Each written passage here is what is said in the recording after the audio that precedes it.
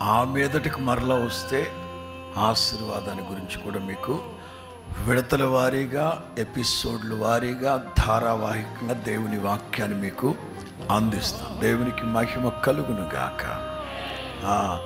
ఇవాళ నాకు అర్జెంటుగా గోరంట్లో ఆరాధన ముగించుకొని పరిగెడితే ఇక్కడికి వస్తూ ఉంటే ఐ థింక్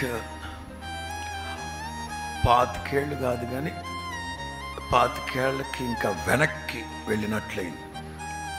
నా స్కెడ్యూల్ ఏంటో తెలుసా? రిపేర్ వచ్చిన బజాజ్ చేతకు ఒకటి ఉండేది మన గోరంట్లో ఆరాధన ముగించుకొని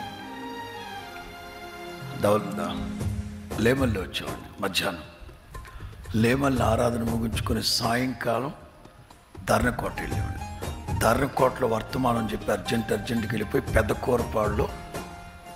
కూరపాడులో ప్రభు బల్లారాధన, లేకపోతే 75 తాళ్ళూరులో బల్లారాధన ఇచ్చి సత్తినపల్లి మీదుగా సోమవారం తెల్లవారుజాముకి శారదా కాలనీ వెళ్ళేవాడిని.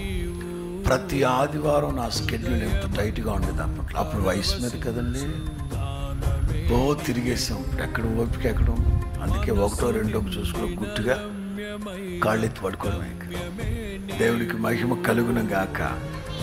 అలాగని ముసలోని అనుకున్నారా? ఈ ఆరాధన ముగించుకొని మొన్న రాజమండ్రి వెళ్తాను నేను. సాయంకాలం రాజమండ్రి మహాదేవుని గొప్ప మందిరంలో సాయంకాలం ఆరాధన కూడా ఉంది. తిరుగుతాం. మీరు ఎంత ఆసక్తిగా ఉంటారో మేము అంత ఆసక్తిగా తిరుగుతూనే ఉంటాం రాత్రి మగళ్ళు. ప్రేమలోన భావమే